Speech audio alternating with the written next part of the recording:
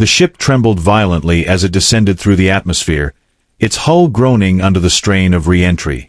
Inside, a lone human man gripped the edges of his seat, knuckles white against the metallic surface. He wasn't supposed to be here. Nobody was. The mission had been simple reconnaissance, a routine survey of an uncharted planet on the edge of known space. But then the distress signal came through, faint and fragmented, carrying with it an urgency that defied logic. It wasn't meant for him. That much was clear from the frequency.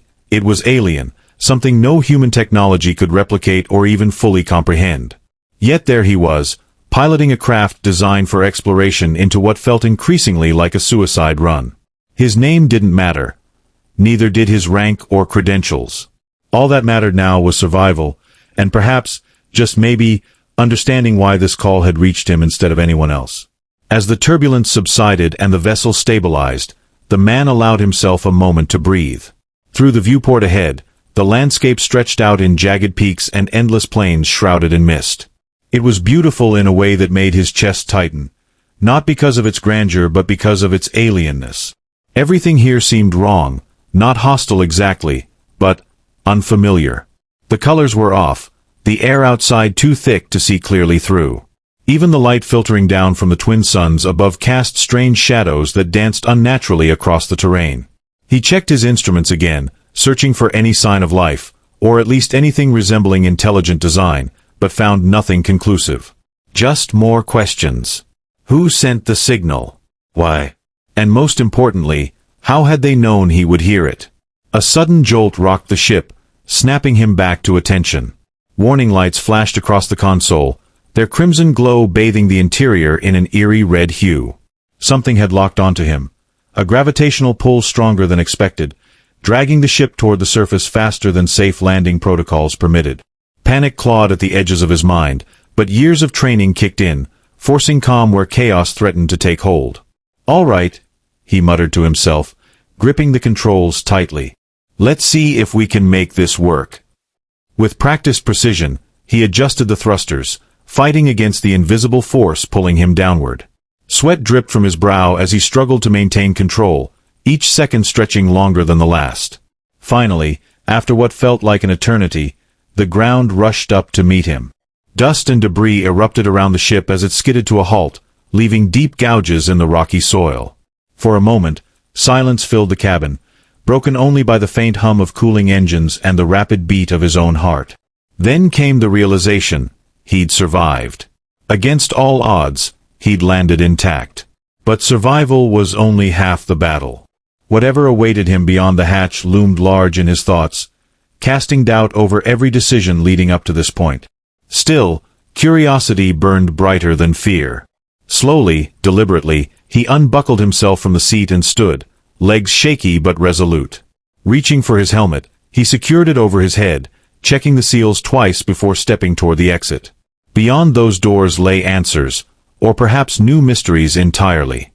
Either way, turning back wasn't an option anymore. Not when someone, or something, had called him here specifically. With a final glance at the readouts confirming stable atmospheric conditions within tolerable limits, he pressed the release button beside the hatch. Metal groaned as the door slid open, revealing a world unlike anything he'd ever imagined, and setting him on a path he could never have foreseen. Stepping out onto the alien soil, the man's boots crunched against a surface that shimmered faintly underfoot, as though dusted with crystalline particles.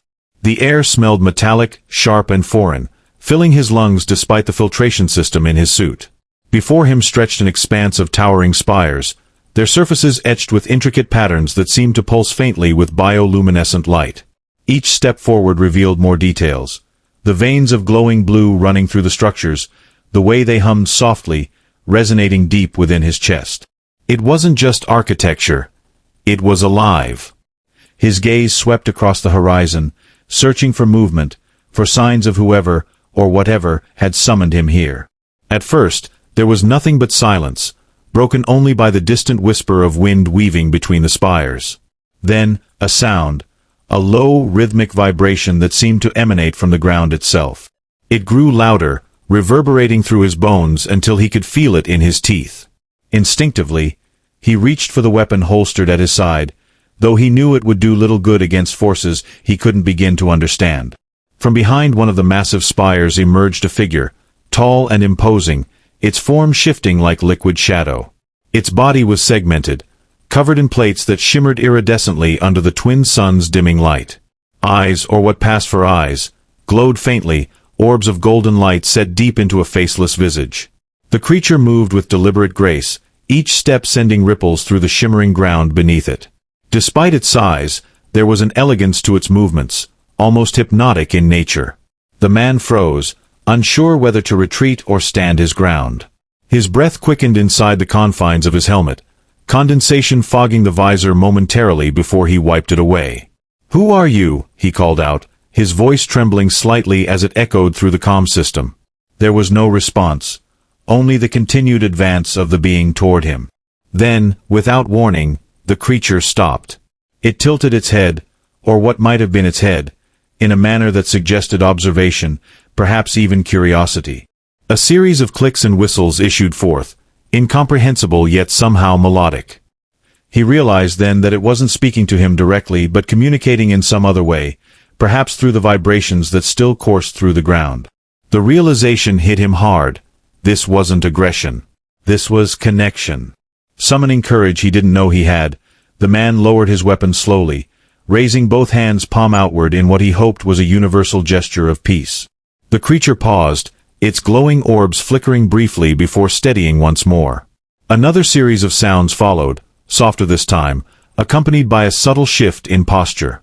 Was it bowing, acknowledging him? Before he could process further, the ground beneath his feet began to tremble again.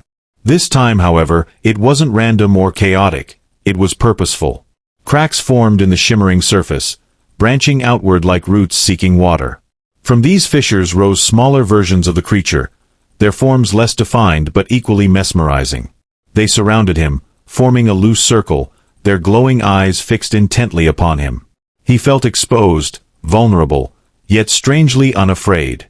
One of the smaller beings approached cautiously, extending a tendril-like appendage toward him. Hesitant but unwilling to appear threatening, he extended his hand in return. When the two touched, a jolt of energy surged through him, not painful but overwhelming, flooding his mind with images and sensations he couldn't comprehend. Vast landscapes unfolded before his inner eye, oceans of stars, civilizations rising and falling, and amidst it all, a presence, an intelligence so ancient and vast it defied description. When the vision faded, he stumbled backward, gasping for air.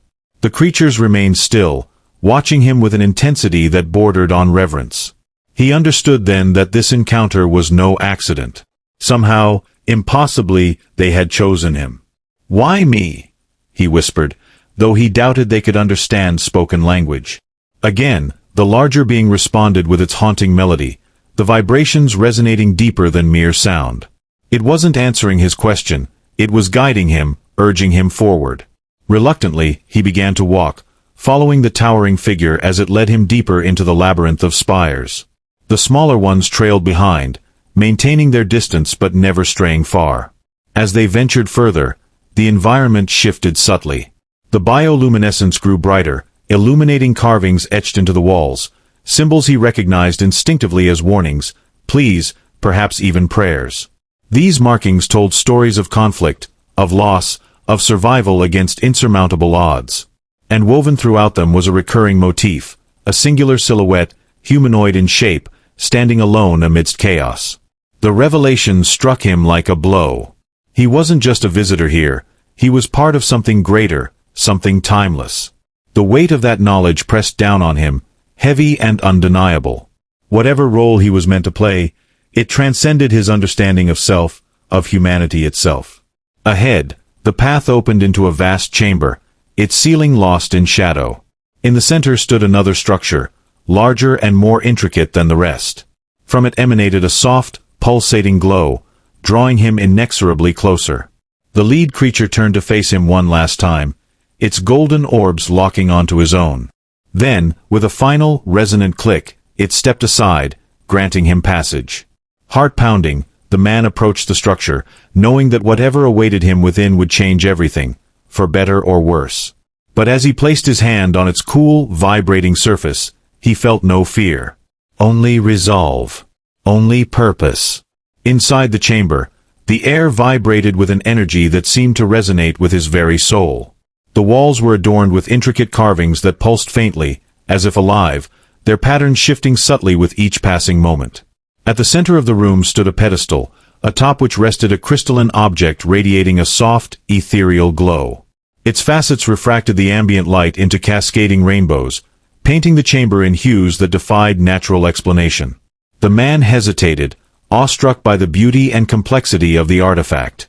It was both familiar and alien, evoking emotions he couldn't quite place: awe, reverence, and an inexplicable sense of belonging. Drawing a deep breath, he stepped closer, reaching out tentatively toward the crystal. As his fingers brushed its surface, a surge of warmth spread through his body, accompanied by a flood of sensations and memories not his own. Images of distant worlds, of civilizations flourishing and collapsing, of countless lives intertwined in ways he couldn't fathom, overwhelmed his consciousness. Among these visions, one presence stood out, a towering, regal figure with luminous eyes and an aura of commanding authority.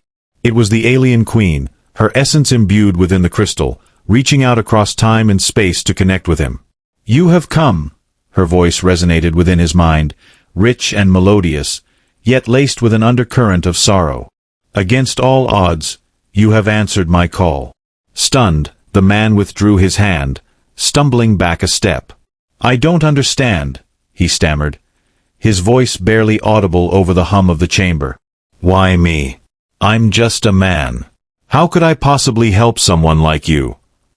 The queen's laughter, gentle and tinged with melancholy, echoed through his thoughts. "Do not diminish yourself, mortal.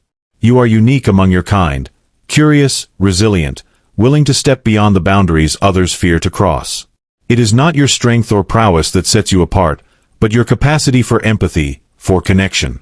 You see beyond differences, seek understanding where others see only threat. That is why you were chosen." Her words stirred something deep within him, a recognition of truths he had always suspected but never dared to acknowledge. Yet doubts lingered. "Chosen for what?" he asked, his voice steadier now. "What can I do that your own people cannot?" A pause, heavy with unspoken grief. "My people are gone," she admitted, her tone weighted with loss. "Our civilization fell to forces we could not withstand. But even in our demise, hope remains. Within this crystal lies the essence of our legacy, a repository of knowledge, wisdom, and power. To wield it requires a heart untainted by malice, a spirit unburdened by fear. You possess such qualities, though you may not realize it." The man shook his head, struggling to grasp the enormity of what she proposed. "But I'm no leader, no savior. I'm just ordinary." "Ordinary men often achieve extraordinary things when faced with extraordinary circumstances," the queen countered, her mental voice firm yet compassionate. "You have already proven yourself worthy by coming this far. Now, trust in yourself as I trust in you." Despite her assurances, uncertainty gnawed at him. "Even if I accept this responsibility, how can I possibly succeed where entire civilizations have failed? What makes you believe I won't falter?" "Because you are not alone," she replied simply. "Though my physical form has long since perished, my spirit endures within this crystal. Together, we shall forge a new path, blending your ingenuity with our ancient wisdom. We will confront the darkness that threatens to consume us both, and in doing so, ignite a beacon of hope for all who follow." Her conviction was unwavering, infectious even. Slowly, hesitantly, the man nodded, feeling a spark of determination ignite within him. "If you truly believe in me, then I'll do everything in my power to honor that faith. But know this, I won't pretend to be something I'm not. I'm flawed, imperfect. If you're placing your trust in me, you need to accept all of that." "I ask for nothing less," the queen affirmed. "Your imperfections are what make you strong, adaptable. They remind you of your humanity, grounding you when temptation whispers otherwise. Embrace them, learn from them, and together we shall overcome." With renewed resolve, he approached the pedestal once more, placing both hands firmly upon the crystal. A surge of energy coursed through him, binding him to the alien queen's essence in a symbiotic union. Visions flooded his mind, strategies, technologies, histories, all gifts from a fallen empire desperate to rise anew. Tears welled in his eyes as he absorbed the magnitude of their shared burden, the weight of countless lives resting squarely upon his shoulders. Yet amidst the overwhelming tide of information, one truth remained constant. He was not merely a man anymore. He was a bridge between worlds, a conduit for change. And though the road ahead promised trials beyond imagining, he faced them with a newfound clarity, bolstered by the Queen's unwavering belief in his potential. Together, they would fight, not just for survival, but for redemption, for a future where the mistakes of the past need not dictate the destiny of tomorrow. The fusion of their essences created a kaleidoscope of sensations within him, each memory and emotion intertwining until he could no longer distinguish where he ended and the alien queen began.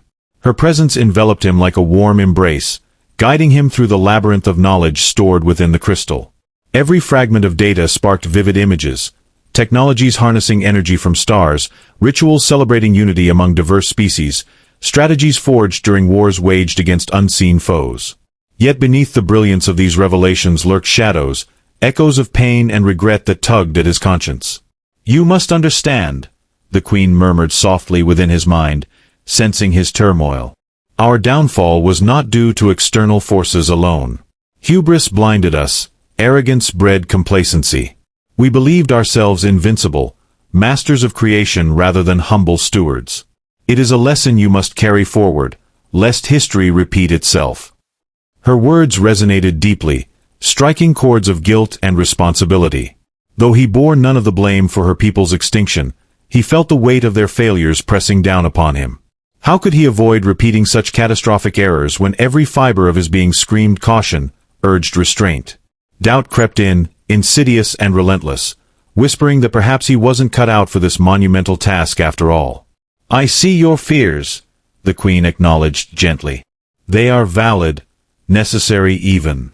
Fear keeps us vigilant, reminds us of our limitations.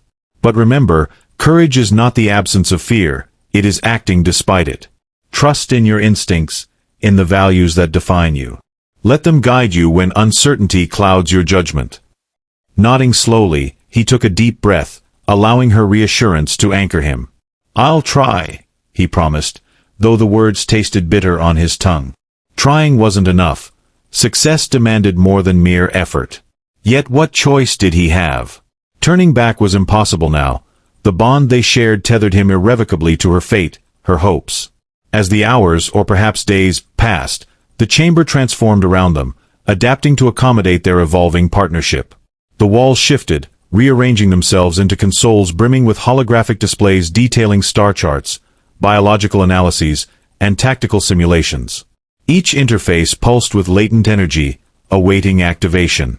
Together, they delved into these resources, exploring possibilities previously unimaginable. Through trial and error, guided by the Queen's patient tutelage, he learned to manipulate the advanced systems embedded within the chamber. Simple gestures triggered complex sequences, summoning drones that scoured the surrounding terrain for raw materials needed to construct prototypes based on designs retrieved from the crystal's archives. Machines hummed to life, fabricating components with precision unmatched by human engineering. Watching these creations take shape filled him with awe and trepidation alike. What marvels might emerge from their collaboration? What horrors? Amidst the flurry of activity, moments of introspection offered fleeting reprieve.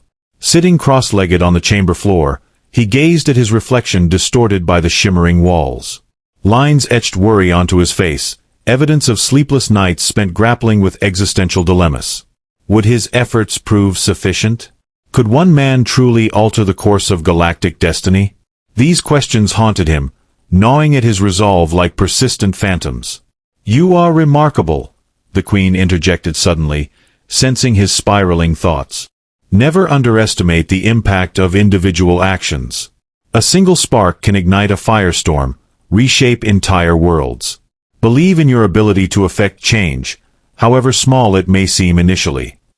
Her encouragement bolstered him temporarily, quelling doubts that threatened to overwhelm. Rising to his feet, he returned to the consoles, determined to push forward despite lingering apprehension. Side by side, or rather mind to mind, they continued their work, forging tools and weapons designed to combat threats yet unknown. Progress, however incremental, fueled their determination, reinforcing bonds forged in adversity. Yet challenges persisted, testing their resolve repeatedly. Failures mounted alongside successes, each misstep teaching valuable lessons about resilience and adaptation. Patience became paramount, tempering impulsive decisions born of frustration. With each setback, the Queen reminded him of the importance of perseverance, instilling confidence gradually yet steadily. And so, day by arduous day, they persevered, navigating uncharted territories both literal and metaphorical. Their journey remained fraught with uncertainty, every step forward punctuated by reminders of fragility and mortality. Yet amidst the chaos, a profound truth crystallized. Regardless of outcome, their endeavor represented something greater than either of them individually. Hope, resilience, unity. These ideals transcended personal limitations, inspiring acts of courage and sacrifice that defined existence itself. Bound together by shared purpose and mutual trust, they marched onward, driven by dreams of redemption and renewal. Whatever lay ahead, they faced united, fortified by the knowledge that even amidst despair, light endured, waiting to be reignited. Beyond the chamber, the alien world teemed with life and mystery, its vast landscapes unfolding like pages of an unread book. Towering spires gave way to sprawling plains dotted with luminescent flora that swayed gently in the breeze, their petals emitting soft, pulsating glows that painted the ground in shifting hues. Streams of iridescent liquid snaked through valleys, reflecting the twin suns' waning light in dazzling arrays of color. Creatures unlike anything he'd ever encountered roamed freely, their forms fluid and ever-changing, as if sculpted by the same forces that animated the shimmering terrain beneath them. Guided by the Queen's wisdom and the wealth of knowledge stored within the crystal, they ventured outward, exploring regions untouched by sentient hands for millennia. Drones constructed from salvaged materials scouted ahead, mapping topography and cataloging biodiversity while relaying data back to the central hub. Each discovery added layers to their understanding of this enigmatic ecosystem, revealing connections between organisms and environment that defied conventional logic. Symbiotic relationships flourished everywhere. Insects pollinating flowers whose nectar doubled as biofuel, predators preying on prey whose carcasses decomposed into nutrient-rich soil nourishing nearby plants. Everything existed in harmony, balanced perfectly despite, or perhaps because of, their peculiarities. Yet amidst this serene tableau lurked dangers both obvious and hidden. Massive beasts prowled the outskirts, their armored hides impervious to most conventional weaponry. Packs of sleek, canine-like creatures hunted in coordinated groups, communicating via high-pitched whistles that echoed eerily across open spaces. Even seemingly benign plants harbored defensive mechanisms capable of incapacitating unwary intruders. Navigating this treacherous terrain required constant vigilance, strategic planning, and adaptability honed through countless near misses. Their explorations yielded invaluable insights, informing modifications to existing designs and inspiring entirely new innovations tailored specifically to local conditions. Portable shelters constructed from flexible polymers mimicked indigenous vegetation, blending seamlessly into surroundings while providing shelter from harsh weather patterns. Energy sources tapped into geothermal vents discovered beneath certain mountain ranges, ensuring sustainable power supplies without disrupting delicate ecological balances. Medical treatments derived from native plant compounds proved effective against ailments afflicting both organic and synthetic tissues, offering remedies previously unavailable elsewhere. Communication posed another significant challenge. While the Queen's telepathic link facilitated direct interaction between them, establishing contact with native species proved far more complicated. Initial attempts using auditory signals met with mixed results. Some creatures responded positively, approaching curiously before retreating abruptly upon detecting artificial frequencies. Others reacted aggressively, perceiving intrusion where none was intended. Undeterred, they experimented with alternative methods, incorporating visual cues, scent markers, and even tactile stimuli into outreach efforts. Gradually, rudimentary exchanges developed, fostering tentative alliances built on mutual benefit rather than coercion. These interactions highlighted stark contrasts between human and alien perspectives, challenging preconceived notions about intelligence, cooperation, and coexistence. Many species demonstrated problem-solving abilities rivaling or surpassing human counterparts, employing creative solutions to overcome obstacles inherent to their environments.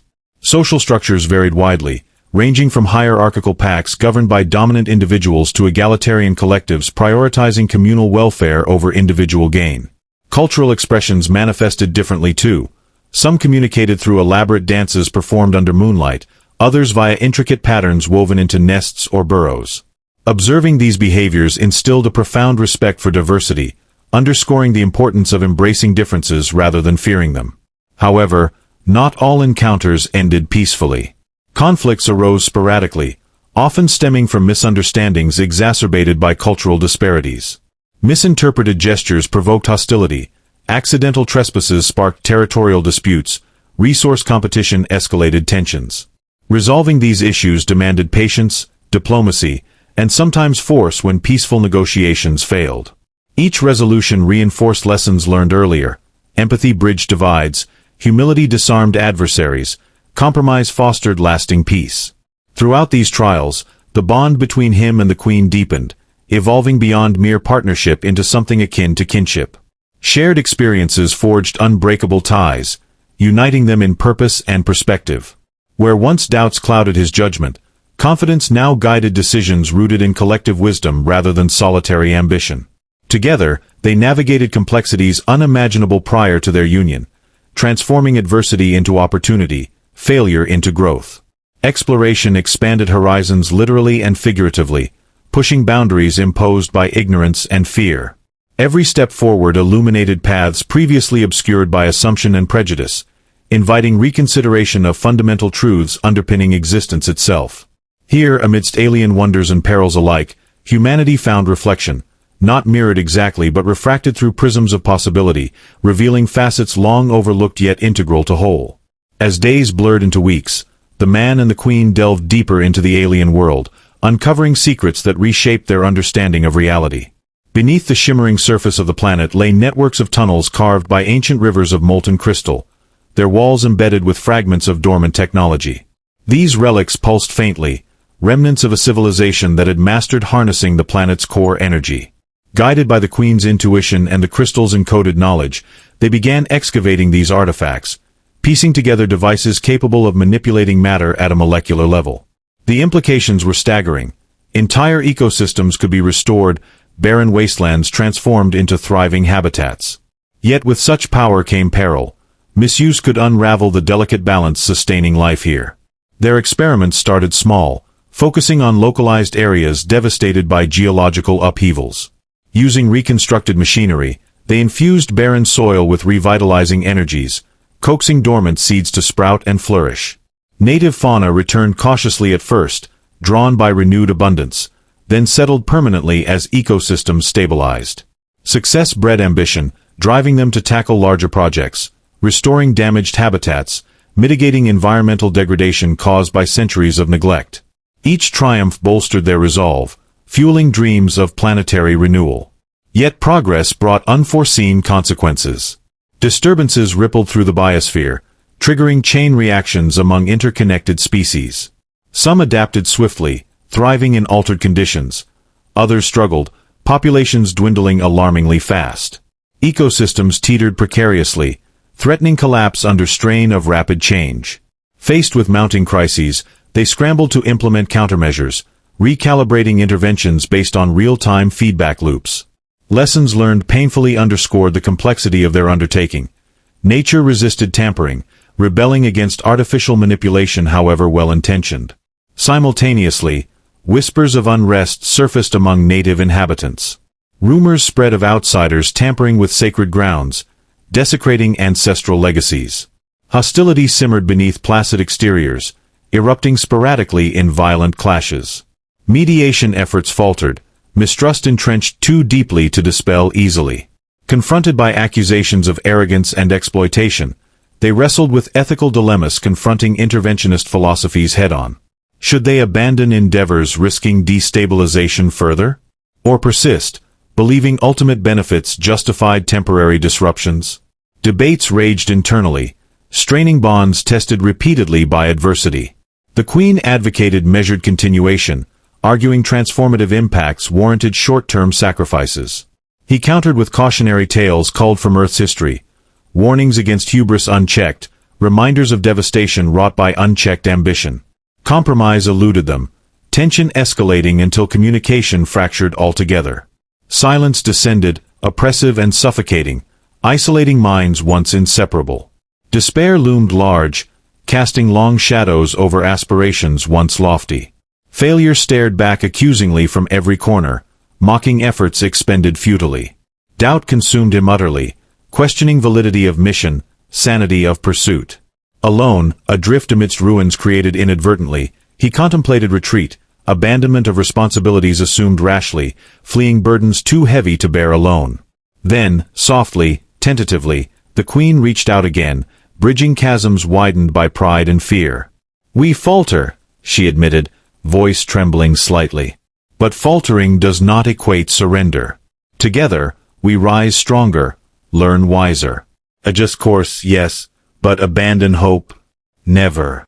Her vulnerability pierced armor erected defensively, exposing raw emotions festering unchecked. Tears flowed freely, cleansing wounds inflicted mutually, healing rifts threatening dissolution. Reconciliation dawned hesitantly, nurtured by shared grief and renewed commitment. Hand in hand mentally, they recommenced labors afresh, tempered by humility earned dearly. Collaboration resumed cautiously, emphasizing dialogue over dictatorship, inclusivity over imposition. Native representatives joined councils convened regularly, voicing concerns candidly, contributing insights invaluable. Joint ventures replaced unilateral initiatives, fostering ownership collectively rather than appropriation exclusively. Slowly, painstakingly, trust rebuilt brick by brick, foundation solidifying incrementally yet irrevocably. Results spoke volumes eventually, vindicating perseverance rewarded finally. Lands rejuvenated organically, supported sustainably without compromising integrity inherently. Populations rebounded robustly, diversifying naturally instead of artificially.